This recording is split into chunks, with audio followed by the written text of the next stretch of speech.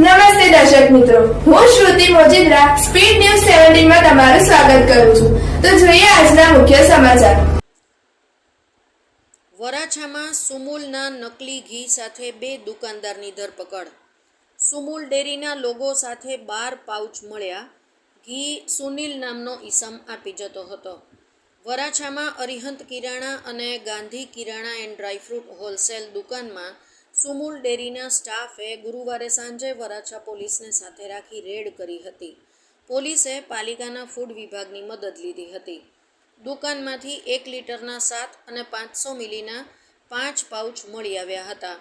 સુમૂલ શુદ્ધ ઘીના નકલી 12 પાઉચ મળી ₹5,890નો મુદ્દામાલ કબજે કર્યો છે. આ અંગે સુમૂલ ડેરીના લીગલ ડિપાર્ટમેન્ટના કર્મી દીપેશ ભટ્ટે વરાછા પોલીસમાં ફરિયાદ આપી છે. પોલીસે દુકાનદાર મનુ વશરામ ગજેરા અને સાવલારામ અંબારામ ચૌધરીની સામે કોપીરાઇટ ઠગાઈની કલમો હેઠળ ગુનો નોંધી ધરપકડ કરી છે. સુમૂલનું નકલી ઘી સુનિલ નામનો ઈસમ આપી જતો હતો, જો કે માત્ર ફોન નંબર હતો. સુમૂલ શુદ્ધ ઘીનું પાઉચ આવે છે તે પ્રમાણેના લોગો સાથેનું નકલી પાઉચ બનાવી વેચાણ કરતા હતા.